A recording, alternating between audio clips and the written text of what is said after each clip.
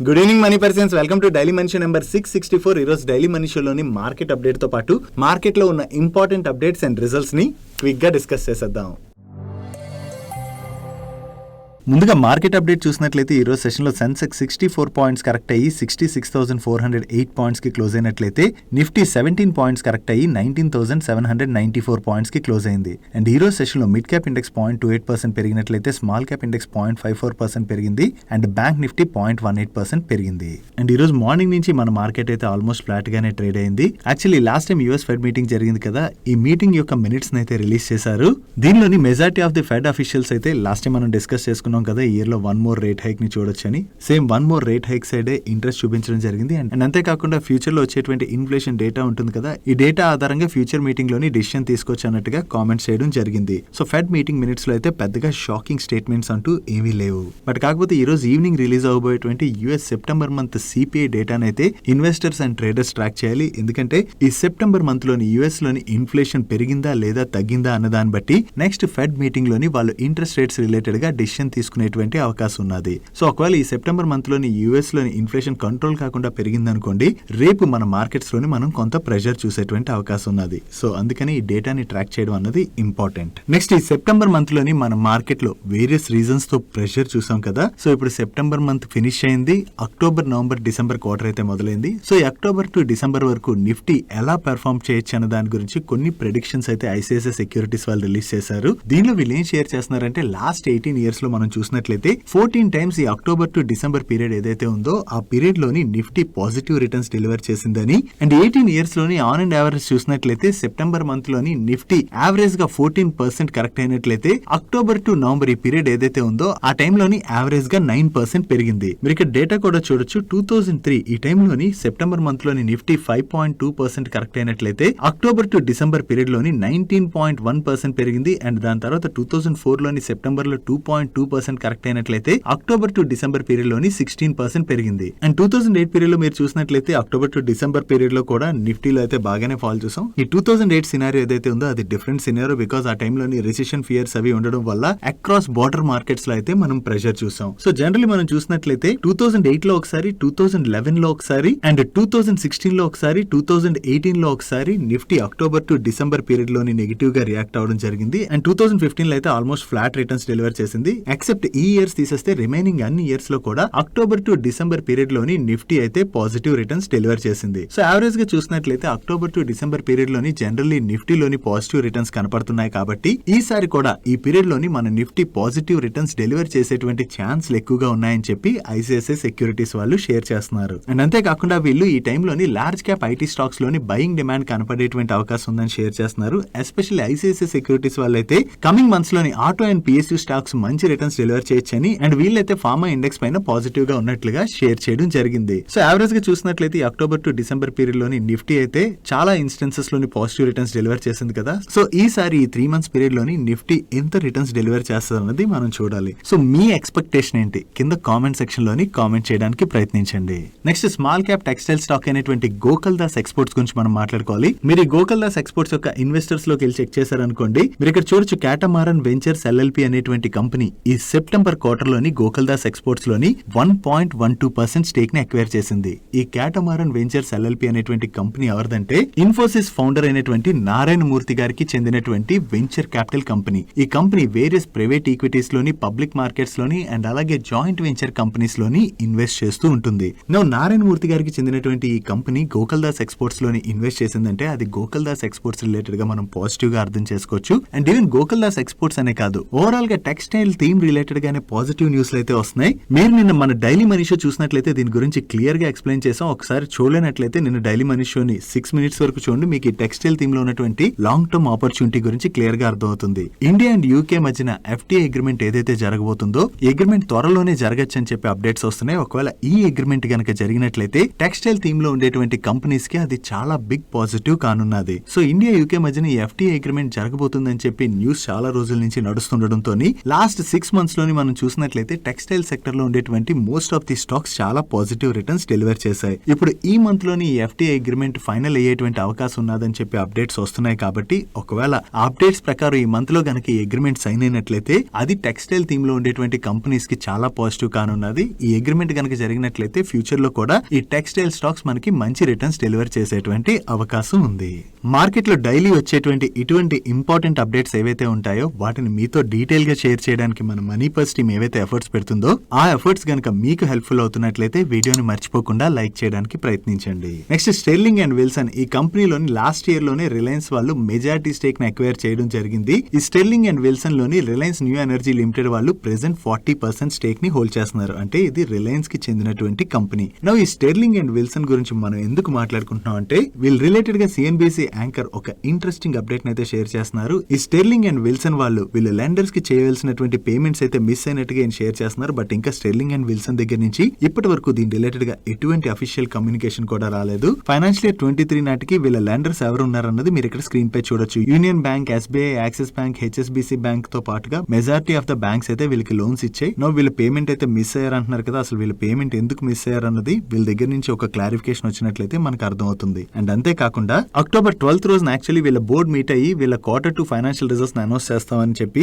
Previous గానే announce చేశారు. But ఈ బోర్డు మీటింగ్ ని కూడా వీళ్ళు అక్టోబర్ 10th రోజున క్యాన్సిల్ చేయడం జరిగింది. సో వీళ్ళు బోర్డు మీటింగ్ ఎందుకు క్యాన్సిల్ చేశారు అండ్ అలాగే ఈ పేమెంట్ మిస్ అవడం రిలేటెడ్ గా కూడా వీళ్ళ దగ్గర నుంచి ఒక క్లారిఫికేషన్ వచ్చినట్లయితే మనకి ఫర్దర్ గా డీటెయిల్స్ అయితే తెలుస్తాయి. సో వీళ్ళు పేమెంట్ మిస్ అయ్యారని చెప్పి అప్డేట్ రావడంతోనే ఈ రోజు సెషన్ లో మనకి స్టెర్లింగ్ అండ్ విల్సన్ స్టాక్ లోని కొంత ప్రెషర్ కనపడింది. Next pharmacy and diagnostic business చేసేటువంటి మెడ్ ప్లస్ వాళ్ళ బోర్డు నిన్న మీట్ అయ్యి వేరియస్ రూట్స్ లో మల్టిపుల్ ట్రెంచెస్ లో 1200 crores ఫండ్ రైజ్ చేయడానికి అప్రూవ్ చేయడం జరిగింది. సో ఈ ఫండ్ రైజ్ వీళ్ళు ఏదైతే చేస్తున్నారో మైట్ బి రీసెంట్ గా వీళ్ళు డయాగ్నోస్టిక్ బిజినెస్ అయితే అగ్రెసివ్ గా ఎక్స్పాండ్ చేసుకుంటూ వెళ్తున్నారు కదా, దానికోసం యూజ్ చేయడానికి ఏమో మనకి ఫ్యూచర్ లో తెలుస్తుంది. ఇలా ఎక్స్చేంజ్ ఫైలింగ్ లో అయితే ఫండ్ రైజ్ ఎందుకు చేస్తున్నామని మెన్షన్ చేయలేదు. ఫ్యూచర్ లో వీళ్ళు బిజినెస్ ఎక్స్పాన్షన్ రిలేటెడ్ గా అప్డేట్స్ వస్తాయి కాబట్టి ఆ టైంలో మనకి అర్థమయ్యేటువంటి అవకాశం ఉన్నది. సో ఇప్పుడు బోర్డు అప్రూవ్ చేసింది కాబట్టి త్వరలోనే వీళ్ళు ఫండ్ రైజ్ అన్నది మల్టిపుల్ ట్రెంచెస్ లో చేసేటువంటి అవకాశం ఉంది. నెక్స్ట్ రైల్వే పిఎస్యూ కంపెనీ అయినటువంటి RVNL వాళ్ళు నార్త్ ఈస్ట్ రైల్వే వాళ్ళు ఫ్లోట్ చేసినటువంటి టెండర్ లో పార్టిసిపేట్ చేసి L1 బిడ్డర్ గా సెలెక్ట్ అయ్యారు. ఈ ఆర్డర్ యొక్క వాల్యూ 28 crores. 28 crores ఆర్డర్ అంటే వీళ్ళకి రీసెంట్ గా వచ్చిన ఆర్డర్స్ మనం కంపేర్ చేస్తే ఇది వీళ్ళకి వచ్చినటువంటి చాలా చిన్న ఆర్డర్ గా అర్థం చేసుకోవచ్చు. ఈ ఆర్డర్ లో భాగంగా వీళ్ళు నాగాలాండ్ లోని సుకోవి టు పెరిమా మధ్యలోని single line installation testing commission ఇటువంటి సర్వీసెస్ అయితే ఆఫర్ చేయబోతున్నారు.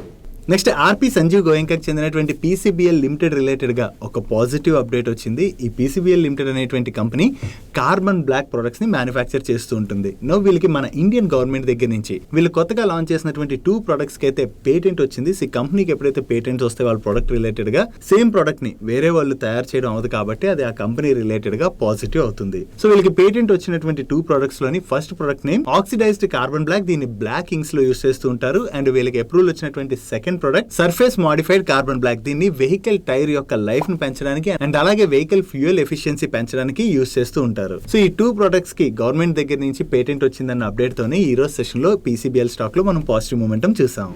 నెక్స్ట్ మారుతి సుజుకి వాళ్ళ ఆఫ్ రోడ్ వెహికల్ అయినటువంటి జిమ్మి. ఈ వెహికల్ మీలో చాలా మందికి ఐడియా ఉండొచ్చు. ఒకవేళ ఐడియా లేకపోతే దాని ఇమేజ్ అయితే ఇక్కడ ఉంచుతాను చూడండి. ఈ వెహికల్ అయితే వీళ్ళు అదర్ కంట్రీస్ కి ఆల్రెడీ ఎక్స్పోర్ట్ చేస్తున్నారు. ఇప్పుడు మళ్ళీ సెకండ్ ఇయర్ కన్సిక్యూటివ్ గా Latin America, middle east and African region shipments అయితే వీళ్ళు కమెంట్స్ చేసినట్టుగా ఎక్స్చేంజ్ ఫైలింగ్ ద్వారా అప్డేట్ చేస్తున్నారు. సో అదర్ కంట్రీస్ కి ఈ వెహికల్ ఎక్స్పోర్ట్ చేస్తున్నారంటే అక్కడ ఈ వెహికల్ రిలేటెడ్ గా వీళ్ళకి డిమాండ్ అయితే కనపడుతున్నట్టుంది. దీని ద్వారా వీళ్ళ సేల్స్ కూడా పెరుగుతాయి కదా. సో ఇది మారుతి సుజుకి రిలేటెడ్ గా పాజిటివ్ కాబట్టి ఈ రోజు సెషన్ లో మనం మారుతి సుజుకి స్టాక్ లో పాజిటివ్ మూమెంటం చూసాము.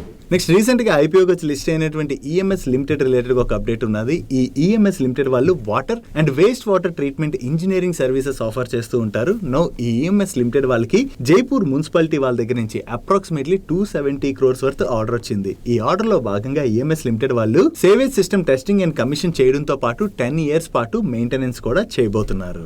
నెక్స్ట్ ఈ రోజు మార్నింగ్ నుంచి Aster DM health care stock లో పాజిటివ్ మూమెంటం కనపడుతుంది కదా. దీనికి రీజన్ ఏంటంటే ఈ Aster DM health care business ఎవరికైతే ఐడియా లేదో వాళ్ళకి కొంచెం ఇప్పుడు బ్రీఫ్ గా ఎక్స్ప్లెయిన్ చేస్తాను. ఈ ఆస్టర్ DM హెల్త్ కేర్ వాళ్ళకి ఇండియాలోని హాస్పిటల్ అండ్ ఫార్మసీ బిజినెస్ ఉన్నది అండ్ అలాగే మిడిల్ ఈస్ట్ లో కూడా బిజినెస్ ఉన్నది. వీళ్ళ ఇండియా బిజినెస్ ఏదైతే ఉందో ఈ ఇండియా బిజినెస్ నెంబర్స్ లో అయితే మంచి గ్రోతే కనిపిస్తుంది. కాకపోతే వీళ్ళ మిడిల్ ఈస్ట్ బిజినెస్ కొంచెం బాగోకపోవడం వల్ల దాని యొక్క ప్రెషర్ వీళ్ళ ఇండియన్ బిజినెస్ మీద కూడా కంటిన్యూస్ గా పడుతుంది. సో దీంతో వీళ్ళ మేనేజ్మెంట్ ఏం చేశాడు ఏంటంటే, వీళ్ళ మిడిల్ ఈస్ట్ బిజినెస్ ఉన్నది కదా, ఈ బిజినెస్ ని డైవర్స్ట్ అంటే సేల్ చేసినట్లయితే ఆ ప్రెషర్ అనేది వీళ్ళ ఇండియా బిజినెస్ మీద పడదు. కాబట్టి ఆ మిడిల్ ఈస్ట్ బిజినెస్ ని సేల్ చేయడానికి వీళ్ళు already various private equity firms తో డిస్కషన్స్ లో ఉన్నారు అండ్ బ్యాంకర్స్ ని కూడా అపాయింట్ చేసినట్టుగా ప్రీవియస్ గా అప్డేట్ చేయడం జరిగింది. నౌ బ్లూంబర్గ్ వాళ్ళు దీని రిలేటెడ్ గా వాళ్ళ సోర్సెస్ ద్వారా తెలిసిన ఇన్ఫర్మేషన్ ఏం షేర్ చేస్తున్నారంటే, ఈ ఆస్టర్ డిఎం హెల్త్ కేర్ యొక్క ఇండియన్ బిజినెస్ ఉన్నదని మనం ఇందాక మాట్లాడుకున్నాం కదా, ఈ బిజినెస్ ని అక్వైర్ చేయడానికి అని చెప్పి Hong Kong based bearing private equity వాళ్ళు అండ్ అలాగే కెనడా బేస్డ్ ఓటీపీపీ వాళ్ళు ఈ ఆస్టర్ డిఎం హెల్త్ కేర్ వాళ్ళతో డిస్కషన్స్ లో ఉన్నారని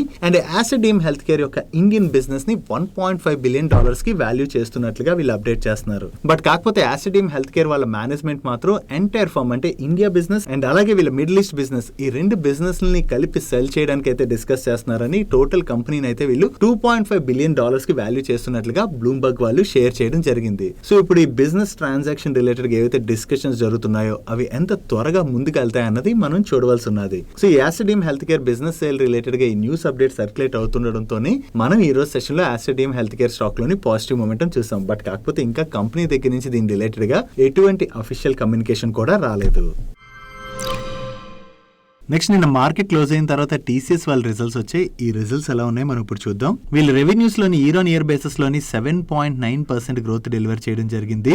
అదే కాన్స్టెంట్ కరెన్సీ టర్మ్స్ లో చూసినట్లయితే 2.8% గ్రోత్ డెలివర్ చేశారు. అండ్ ఈ క్వార్టర్ లోని వీళ్ళ ఆపరేటింగ్ మార్జిన్ 24.3% గా ఉన్నది. ఇయర్ ఆన్ ఇయర్ బేసిస్ లోని వీళ్ళ ఆపరేటింగ్ మార్జిన్ లోని 0.3% గ్రోత్ డెలివర్ చేయడం జరిగింది. అండ్ నెట్ ఇన్కమ్ లో కూడా ఇయర్ ఆన్ ఇయర్ లో 8.7% గ్రోత్ డెలివర్ చేశారు. అండ్ వీళ్ళ నెట్ ఇంట్రెస్ట్ మార్జిన్ 19% గా ఉంది. అండ్ ఈవెన్ ప్రీవియస్ క్వార్టర్ తో కంపేర్ చేసినా కూడా వీళ్ళు ఆపరేటింగ్ రెవెన్యూలో గ్రోత్ డెలివర్ చేశారు. అండ్ ప్రీవియస్ క్వార్టర్ లోని వీళ్ళు 11,120 crores ప్రాఫిట్ జనరేట్ చేసినట్లయితే ఈ క్వార్టర్ కి వీళ్ళ ప్రాఫిట్ 11,380 crores కి పెరిగింది. బట్ డాలర్ టర్మ్స్ లో చూసుకుంటే మాత్రం ఇయర్ ఆన్ ఇయర్ బేసిస్ లోని వీళ్ళ రెవెన్యూస్ లోని 0.2% డ్రాప్ కనిపిస్తుంది. అండ్ ఈ క్వార్టర్ లోని వీళ్ళు ఓవరాల్ గా $11.2 బిలియన్ ఆర్డర్స్ ని విన్ అయ్యారు. అండ్ ఈ క్వార్టర్ లోని వీళ్ళ అట్రిషన్ రేట్ 14.9% కి తగ్గింది, విచ్ ఇస్ గుడ్. అండ్ ఈ రిజల్ట్స్ తో పాటు టీసీఎస్ వాళ్ళ బోర్డ్ ₹9 per షేర్ డివిడెండ్ ని రికమెండ్ చేసింది. అండ్ దీంతో పాటుగా వీళ్ళు బైబ్యాక్ కూడా అనౌన్స్ చేస్తా అన్నారు కదా, వీళ్ళు 17,000 crores worth tender route buyback ని అప్రూవ్ చేశారు. అండ్ ఈ బైబ్యాక్ లోని వీళ్ళు ఈచ్ షేర్ ని ₹4,150 చొప్పున బైబ్యాక్ చేయబోతున్నారు. సో ఓవరాల్ గా మనం రిజల్ట్స్ చూసుకున్నట్లయితే టీసీఎస్ వాళ్ళ నెంబర్స్ లోని ఇయర్ ఆన్ ఇయర్ బేసిస్ లో డాలర్ టర్మ్స్ లో వీళ్ళ రెవెన్యూస్ లో డ్రాప్ కనపడుతుంది కదా, ఇది యాక్చువల్లీ మార్కెట్ అయితే ఎక్స్పెక్ట్ చేయలేదు. లాస్ట్ 13 quarters బట్టి మనం చూసినట్లయితే టీసీఎస్ వాళ్ళ రెవెన్యూస్ డ్రాప్ అవడం ఇదే ఫస్ట్ టైం. సో ఓవరాల్ గా ఇయర్ ఆన్ ఇయర్ బేసిస్ లో డాలర్ టర్మ్స్ లో వీళ్ళ రెవెన్యూస్ తగ్గడంతో పాటుగా డిమాండ్ ఎన్విరాన్మెంట్ లో కూడా పెద్దగా ఇంప్రూవ్మెంట్ లేదని చెప్పి వీళ్ళ దగ్గర నుంచి కామెంట్స్ వచ్చేసరికి ఈ రోజు సెషన్ లో మనకి టీసీఎస్ స్టాక్ లోని ప్రెషర్ కనపడింది. టీసీఎస్ వాళ్ళ నెంబర్స్ వచ్చేసాయి కదా, రిమైనింగ్ ఐటీ కంపెనీస్ యొక్క నెంబర్స్ కూడా రాబోతున్నాయి. సో రిమైనింగ్ ఐటీ కంపెనీస్ కూడా ఎటువంటి నెంబర్స్ ని పోస్ట్ చేస్తాయన్నది మనం చూడవలసి ఉన్నది. నెక్స్ట్ మార్కెట్ క్లోజ్ అయిన తర్వాత ఇన్ఫోసిస్ వాళ్ళు కూడా వాళ్ళ Q2 నెంబర్స్ ని రిలీజ్ చేశారు. కాన్స్టెంట్ కరెన్సీ టర్మ్స్ లోని ఇయర్ ఆన్ ఇయర్ బేసిస్ లో వీళ్ళ రెవెన్యూస్ లో 2.5% గ్రోత్ డెలివర్ చేసినట్లయితే క్వార్టర్ ఆన్ క్వార్టర్ లోని 2.3% గ్రోత్ డెలివర్ చేశారు. అండ్ వీళ్ళ నెట్ ప్రాఫిట్ లోని ఇయర్ ఆన్ ఇయర్ లోని 3.2% గ్రోత్ డెలివర్ చేసినట్లయితే క్వార్టర్ ఆన్ క్వార్టర్ లోని 4.5% గ్రోత్ డెలివర్ చేయడం జరిగింది. అండ్ ఈ క్వార్టర్ లోని వీళ్ళు ఓవరాల్ గా $7.7 బిలియన్ లార్జ్ డీల్స్ ని విన్ అవడం జరిగింది, విచ్ ఇస్ గుడ్. అండ్ ఈ క్వార్టర్ లో వీళ్ళు 100 న్యూ క్లయింట్స్ ని యాడ్ చేయడం జరిగింది. దీంతో వీళ్ళ యాక్టివ్ క్లయింట్ నెంబర్ 1884 కి రీచ్ అయింది. Coming to attrition, last year same quarter తో కంపేర్ చేసినా ప్రీవియస్ క్వార్టర్ తో కంపేర్ చేసినా కూడా ఈ క్వార్టర్ లోని వీళ్ళ అట్రిషన్ తగ్గింది, విచ్ ఇస్ గుడ్. బట్ కాకపోతే వీళ్ళ ఫైనాన్షియల్ ఇయర్ 24 రెవెన్యూ గైడెన్స్ ని 1 to 2.5% కి తగ్గించడం జరిగింది. ప్రీవియస్ క్వార్టర్ రిజల్ట్స్ ని అనౌన్స్ చేసినప్పుడు వీళ్ళ financial year 24 revenue growth guidance ని 1% to 3.5% ఇన్ బిట్వీన్ ఉండొచ్చు అని చెప్పి గైడెన్స్ ఇవ్వడం జరిగింది. బట్ ఈ రిజల్ట్స్ తర్వాత మాత్రం వీళ్ళ ఫైనాన్షియల్ ఇయర్ 24 రెవెన్యూ గైడెన్స్ అయితే కట్ చేశారు. బట్ ఆపరేటింగ్ మార్జిన్ మాత్రం ప్రీవియస్ గా కూడా 20 నుండి 22% ఇన్ బిట్వీన్ ఉండొచ్చు అని షేర్ చేశారు. ఈసారి కూడా సేమ్ ఆపరేటింగ్ మార్జిన్ ని వీళ్ళు మెయింటైన్ చేయడం జరిగింది. సో ఈ రిజల్ట్స్ లోని వీళ్ళు financial year 24 revenue growth guidance ని కట్ చేయడంతోనే ఈ రిజల్ట్స్ రిలీజ్ చేసిన తర్వాత యుఎస్ లో లిస్ట్ అయి ఉన్నటువంటి Infosys ADR stock pre market session లోని 2.67% నెగిటివ్ లో ట్రేడ్ అవుతున్నది. యాక్చువల్లీ ఇంతకన్నా ఎక్కువ నెగిటివ్ లోనే ట్రేడ్ అయింది. బట్ కాకపోతే దాని తర్వాత కొంత రికవరీ చూసాం. వీళ్ళ మేనేజ్మెంట్ కూడా రిజల్ట్స్ రిలీజ్ చేసిన తర్వాత కాన్ కాల్ లో మాట్లాడుతూ discretionary and large transformation programs అయితే కొంచెం స్లో డౌన్ అయ్యాయని, దాంతోనే ఫైనాన్షియల్ ఇయర్ 24 గైడెన్స్ ని వీళ్ళు కట్ చేసినట్లుగా చెప్తున్నారు. యాక్చువల్లీ మనం చూడాలంటే వీళ్ళు మార్కెట్ ఏదైతే ఎక్స్పెక్ట్ చేసిందో అదే ఎక్స్పెక్ట్ ఎక్స్పెక్టెడ్ విధంగానే రిజల్ట్స్ అయితే రిలీజ్ చేశారు కానీ ఈ financial year 24 revenue growth guidance ని కట్ చేశారు కదా, ఈ కన్సర్న్ తోనే మనకి ఇన్ఫోసిస్ ఏడీఆర్ స్టాక్ లోని ప్రెషర్ కనపడింది. రేపు మన మార్కెట్ ఓపెన్ అయిన తర్వాత ఇన్ఫోసిస్ స్టాక్ ఎలా రియాక్ట్ అవుతుంది అన్నది మనం చూడాలి. Next casinos and online gaming services offer చేసేటువంటి డెల్టా కార్ప్ వాళ్ళ నెంబర్స్ వచ్చి వీళ్ళ నెంబర్స్ ఎలా ఉన్నాయో చూద్దాం. లాస్ట్ ఇయర్ సేమ్ క్వార్టర్ తో కంపేర్ చేస్తే ఈ క్వార్టర్ లో వీళ్ళ ఆపరేటింగ్ రెవెన్యూలో స్లైట్ గా ఇంప్రూవ్మెంట్ కనిపిస్తుంది. బట్ ప్రీవియస్ క్వార్టర్ తో కంపేర్ చేస్తే మాత్రం వీళ్ళ ఆపరేటింగ్ రెవెన్యూలో మనకి డ్రాప్ కనిపిస్తుంది. And last year same quarter లో వీళ్ళు 68 crores 63 lakhs ప్రాఫిట్ జనరేట్ చేసినట్లయితే ప్రీవియస్ క్వార్టర్ లోని 68 crores 18 lakh ప్రాఫిట్ జనరేట్ చేశారు. అండ్ ఈ క్వార్టర్ లోని 69 crore 46 lakh ప్రాఫిట్ జనరేట్ చేయడం జరిగింది. ఓవరాల్ గా ఇయర్ ఆన్ ఇయర్ లో చూసినా క్వార్టర్ ఆన్ క్వార్టర్ లో చూసినా ఈ క్వార్టర్ లోని వీళ్ళ నెంబర్స్ లోని పెద్దగా ఇంప్రూవ్మెంట్ లేదు. సో ఈ క్వార్టర్ లో వీళ్ళ నెంబర్స్ లో పెద్దగా ఇంప్రూవ్మెంట్ కనపడకపోయేసరికి ఈ రోజు సెషన్ లో మనం డెల్టా కార్ప్ స్టాక్ లోని ప్రెషర్ చూసాం. రీసెంట్ గా డెల్టా కార్ప్ వాళ్ళ పైన జిఎస్టీ ఇష్యూస్ ఇలాంటివన్నీ కూడా కంటిన్యూస్ గా రన్ అవుతుండడంతో లాస్ట్ ఫ్యూ డేస్ గా చూసినట్లయితే మనకి డెల్టా కార్ప్ స్టాక్ లో కంటిన్యూస్ గా ప్రెషర్ కనపడుతుంది. నెక్స్ట్ ఈ రోజు సెషన్ లో హెచ్డిఎఫ్సి ఏఎంసీ వాళ్ళ నెంబర్స్ కూడా వచ్చాయి. లాస్ట్ ఇయర్ సేమ్ క్వార్టర్ తో కంపేర్ చేసిన ప్రీవియస్ క్వార్టర్ తో కంపేర్ చేసిన ఈ క్వార్టర్ లో వీళ్ళ ఆపరేటింగ్ రెవెన్యూలో మంచి గ్రోత్ డెలివర్ చేశారు. And last year same quarter లో వీళ్ళు 363 crores ప్రాఫిట్ జనరేట్ చేసినట్లయితే ప్రీవియస్ క్వార్టర్ లో 477 crores ప్రాఫిట్ జనరేట్ చేశారు. అండ్ ఈ క్వార్టర్ లోని వీళ్ళు 436 crores ప్రాఫిట్ జనరేట్ చేయడం జరిగింది. So last year same quarter తో కంపేర్ చేస్తే వీళ్ళ ప్రాఫిట్ లో గ్రోత్ కనిపిస్తుంది కానీ ప్రీవియస్ క్వార్టర్ తో కంపేర్ చేస్తే మాత్రం వీళ్ళ ప్రాఫిట్ లో మనకి డ్రాప్ కనిపిస్తుంది. దీనికి రీజన్ ఏంటంటే ప్రీవియస్ క్వార్టర్ లోని వీళ్ళకి 34 crores డిఫర్డ్ ట్యాక్స్ రూపంలో వచ్చాయి. దీనివల్ల ప్రీవియస్ క్వార్టర్ లో వీళ్ళ ట్యాక్స్ ఎక్స్పెన్సెస్ అన్నవి బాగా తగ్గాయి. సో ప్రీవియస్ క్వార్టర్ లోని ఈ డిఫర్డ్ ట్యాక్స్ ఎక్స్పెన్సెస్ యాడ్ అవడం వల్లనే వీళ్ళ ప్రాఫిట్ లోని మనకి ఇంత గ్రోత్ కనిపిస్తుంది. అదే previous quarter profit before tax number ని ఈ quarter profit before tax number తో మనం కంపేర్ చేస్తే వీళ్ళ ప్రాఫిట్ లో అయితే గ్రోత్ డెలివర్ చేశారు. ఓవరాల్ గా చూసుకుంటే హెచ్డిఎఫ్సి ఏఎంసీ వాళ్ళు ఈ క్వార్టర్ లోని డీసెంట్ నెంబర్స్ డెలివర్ చేసినట్టుగా మనం అర్థం చేసుకోవచ్చు. నెక్స్ట్ ఈ రోజు సెషన్ లో ఐటీసీ లోని ఒక లార్జ్ షేర్ జరిగింది. ఈ లార్జ్ షేర్ లోని nearly 10 lakh shares each share 451 rupees 70 paisa చొప్పున హ్యాండ్స్ చేంజ్ అవడం జరిగింది. దీనిలో బయర్స్ ఎవరు అండ్ సెల్లర్స్ ఎవరు అన్నది మనకి ఈ రోజు నైట్ కి అప్డేట్ అవుతుంది.